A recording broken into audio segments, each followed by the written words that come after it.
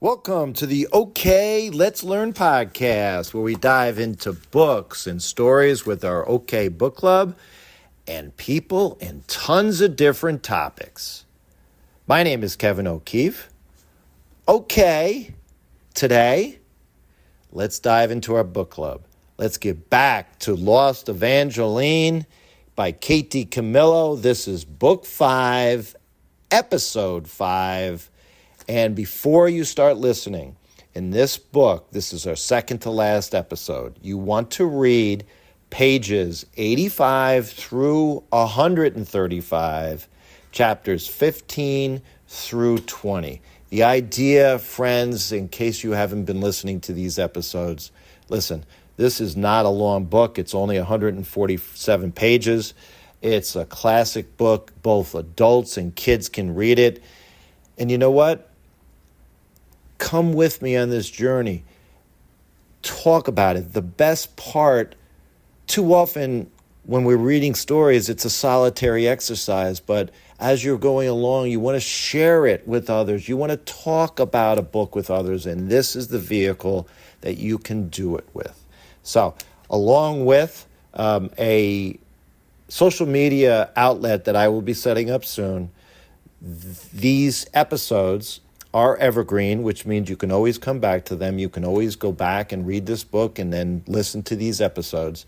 But the point here is I have been reading this book with my class, and it's been a while. You'll need to go back to see episode 4. This was many months ago, but you know, it takes a while, even with a short book like this. You're only reading 10 to 15 minutes a day out loud to a class, but we've had tons of great conversations about this book. And finally, to wrap up, if this is your first time here listening with this particular book, this is the third in the trilogy, the third of 3 books of the Normandy Tales.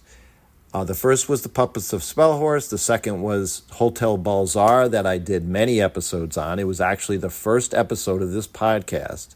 And now this book. Originally, I had thought that there was going to be some kind of connections between each of the stories vis-a-vis the setting. Yes, but I also thought there would be connections with the characters and the people in the stories. But no. There isn't. They're each individually on their own, where you could read each of them alone, like I said, without having read the others. And they don't go in chronological order, where, again, you have to read the first book and then the second book. Hey, I'm going to probably do a podcast on the first book and go back to it.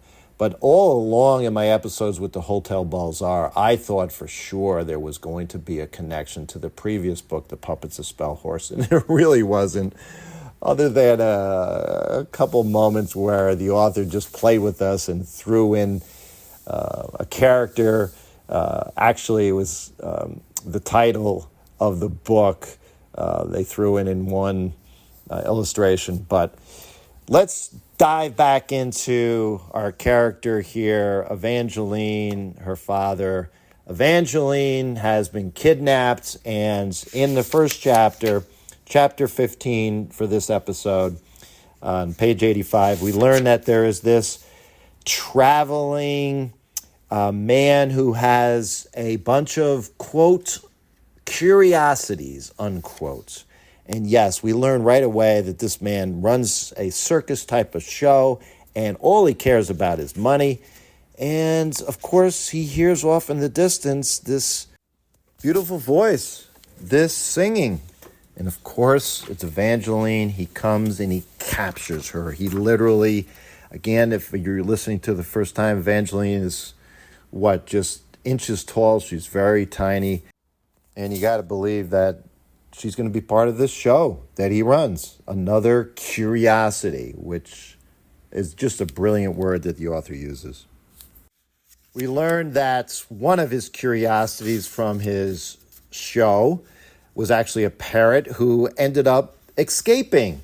And he did this by biting off his ear. And what's interesting also is this is not just good and evil. The author clearly has us realize that Stumphoff's not a good guy, but she gives a window into why he's such a bad guy.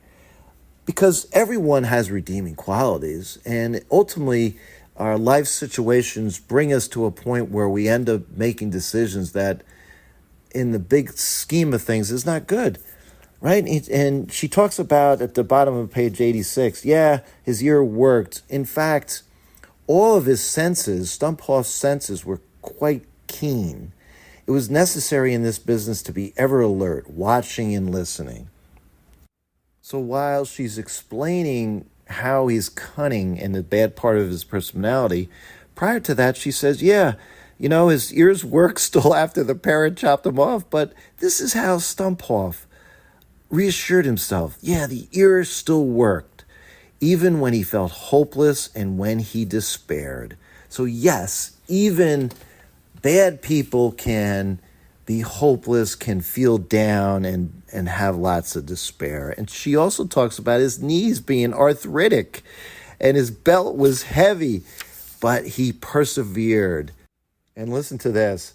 Yeah, he hears this sound, this beautiful singing, and he listened and he started crying. He wept. But did he cry because he was just so amazed and thought this was wonderful? No, he cried because the song made him think of how much money that could be made by displaying, as the author writes, by displaying such a creature. Meanwhile, as we go into the next episode, it's just a great opening into the relationship with the shoemaker and his wife. He wakes up, he goes out, and he says, hey, you know what? You know where I'm going. You do not understand, she ends up saying to him. Listen, this is why I did this. Please listen to me. Husband, please listen to me. I was only trying to break the spell of that child. I want us to go back to the way we were, right? But remember, again, this is your first time listening to the episode, she literally sold Evangeline for money because she didn't like how this magic creature was taking over her husband, and she wanted the husband to go back to the life that they lived before. But no, Shoemaker looked at his wife. You don't understand. You will never understand. Let that be your curse to not understand. Wow. He leaves and he says out loud, as for me, I will search until I find her. I will never give up. He walks out the door, he leaves, and you got to get a sense here that he's gone forever. Their relationship is not going to continue. This is what I'm thinking. Husband, please, as he's barging out the door. So he goes first to Crystal's house, the person that ultimately had taken Evangeline away, and nope, she's not there. Crystal says he doesn't know where she is. She's left. In his sorrow, he looks down and he sees the little footprints. But he also sees other footprints. He sees Kat's footprints, but then they disappear. And he's thinking, what happened? And as you can imagine, lots of things can happen. He doesn't. He says to himself, no, I'm not going to the negative place in my mind. She's still out there. So he continues the search. And of course, this is going to be a big part of the ending of this book. It has to be. Where would she go? He's thinking. Where would she go? To the sea. He goes down to the harbor and he is beside himself. He doesn't know what's up. And then, of course, he sees the Marmalade Cat. And by the way, you have to think the Marmalade Cat is so important to his story. Why? I think I've mentioned this before. The cat is on the cover. Evangeline is on top of the cat on the cover. Now, this is the hardboard. Excuse me, I'm sorry. The hard cover of the book. As you know, when books are issued first, they come out not in paperbacks usually, but in hardcover, where there's a paper cover that comes off. The paper cover does not indicate the cat actually on the cover. It's Evangeline standing on a thimble of thread, raising her hand to the world. So the cat and the shoemaker, they can't communicate. But what's interesting, right, is that, of course, because it's a fairy tale, the cat is talking to Evangeline in the previous chapters. So he can't get any information out of the cat, but the cat's understanding. And you know what he says? He says, yeah, I'm gonna communicate. This is not out loud, he's saying this, but somehow, some way. The shoemaker actually says out loud, you saw her. And the cat nodded. Tell me. He bent down so his face was uncomfortably close to the cat's. Tell me what you know. I mean, and now it gets confusing, even for adults. The cat says out loud. But again, you don't know if it's out loud, right? It's kind of like, yeah, well, this is the way dialogues happen in fairy tales, because there's quotes. Listen to me, shoemaker, said the cat. She spoke slowly, carefully. Listen well, all is lost. That small creature you love has been consumed. No, said the man. So as we go forward, there's not a clear understanding that, in fact, yes, the shoemaker does know what's happened, did actually hear these words. It's like the cat is saying it out loud. He understands what he's saying, but of course it's not coming out as English in words like we just read. But the cat leads her up to the crow's nest way up on top, and he sees her little boot that's there. Like Cinderella, the boot has been found, but he is thinking, he can't think positively in this moment. He's only thinking negatively. What happened? She's gone. But he's still praying. So what happens next? They go down the hill, and the cat is basically saying, you fool. And again, you got to love this personality of this cat. You fool. We're going out to the sea. Isn't that what you always wanted to do? And again, you can't sense that, well, is this cat helping or not helping? But ultimately, brings him out onto the boat, and the cat rubs up against his leg. Well done, you foolish human being, she purred. And this is what the shoemaker says. Perhaps all is not lost? As he's looking out over the horizon. Maybe she's out there somewhere, and we will find her. And it was in this way that the marmalade cat and the shoemaker both went to sea. Meanwhile, we're back here, and you see that as we enter chapter 18, that Evangeline is in a cage, a bird cage. She's captured. And there's these paintings on the wall next to her, and below each of the paintings. And by the way, the paintings were one of a woman with a fishtail and angel wings, one with a green bird, and one with a man with pointed ears and long whiskers. As you turn the page, you see that it's clearly a mermaid in some way, a cat man in some way, and the parrot. And you got to think this is the old parrot that chopped off his ear. But underneath these paintings on the wall, it says, Stumphoff's Curiosities. You will be entertained. You will be delighted. You will be amazed. Guaranteed. Stumphoff introduces himself, and basically Evangeline goes right back at him in her tough, steadfast way. You gotta love this character. Yes, here you are. You're going to be part of my show. And she says back, I am not a curiosity. But he says right back, here's what I'm thinking. I'm going to have my tailor make you a beautiful costume of bird feathers and spangles. We're going to bill you as the world's smallest songstress, and we will invite the world to come and listen to you sing.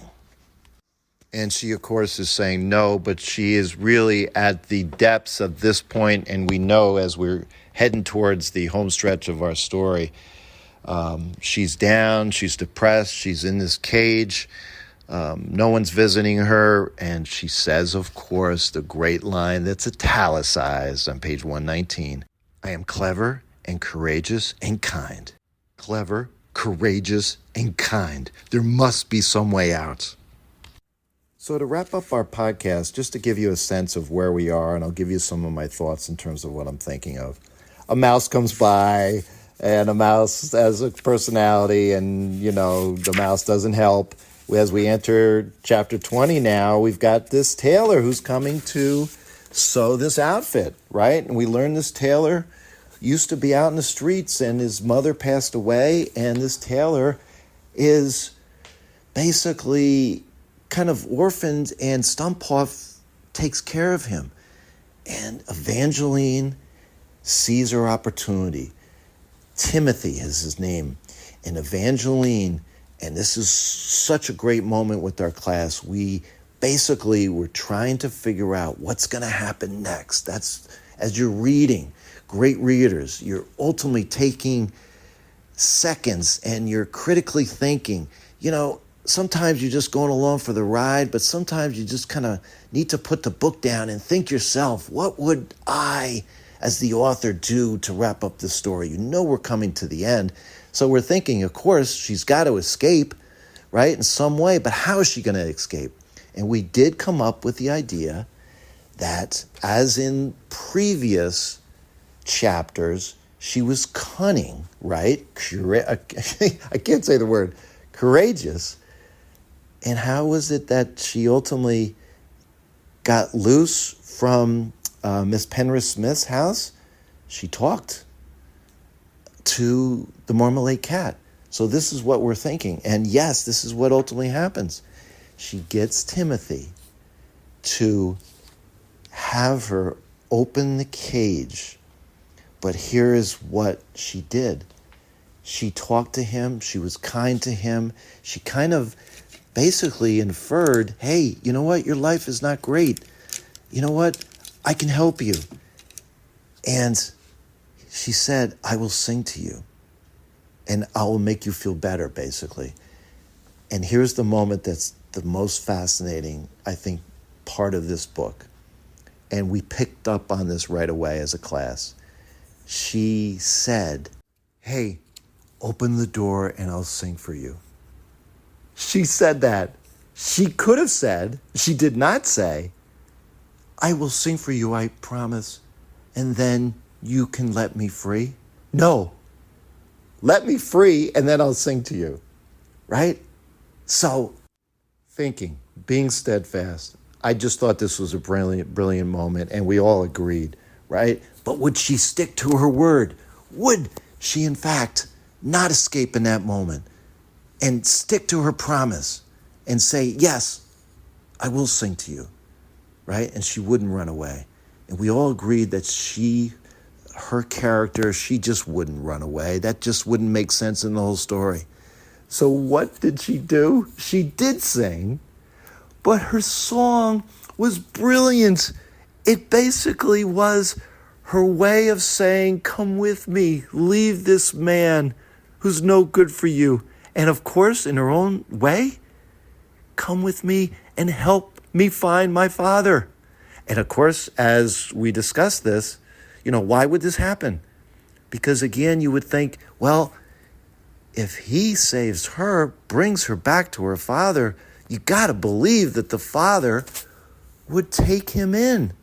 And then one student said, yes, absolutely, Mr. O'Keefe. Do you remember when the shoemaker and his wife were in the beginning of the book, they were talking about the fact that they never had children and that they wanted children? And this is why my students are smarter than me. I didn't remember that. And it's interesting because I'll have to go back to that. I wasn't clear that was actually said between them or if the author just basically mentioned it. But it's true, right? So here's what she said. Here's what she sang.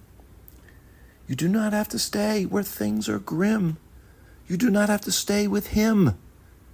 You can go where someone speaks your name and knows your heart is true. This does not have to be a tale of woe, Timothy. You can choose to go.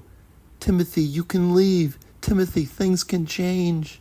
Come with me, Timothy. Together we will be free. Oh my goodness. So, all in all, as we wrap up this episode of the podcast, the next episode will be our last episode for this book, and it will wrap up the book in the last chapter, and we will have some reflections going over the book, the best moments, the worst moments. And I will just say that I am disappointed because, again, I'm comparing it too much to her previous books, especially Edward Tulane, where it just seemed that there were a lot of people on Edward's journey of trying to find his way home or to find out who he was, and the people on his journey helped him.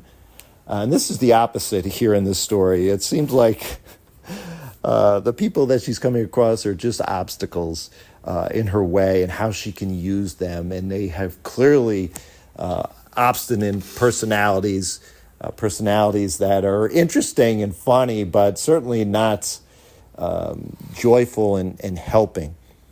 So I was disappointed, like I said, in that vein. But listen, it's a short book, and it is wrapping up in a way that I cannot wait to read the ending. And more than anything else, that is the sign of a great, great book, where you can't wait to see what's going to happen at the end. And you know, there's only, I don't have the numbers here in front of me, but there's, only 13 more pages? 12 more pages, and it's, you're going to be upset when it's over. So, until next time, we'll see what happens with Evangeline. Will she be reunited with the shoemaker? You got to believe that they will, right? In what way does the Marmalade Cat help? Will the cat be with them? And will Timothy ultimately be with them? Will there all be a happy ending? Kate DiCamillo always has happy endings. So reach out to me at kevmok21@gmail.com. Any thoughts on the book, disagreements, anything I missed? Always appreciate the reviews on Apple Podcast. 5-star reviews are wonderful. So, until next time, have fun and keep learning.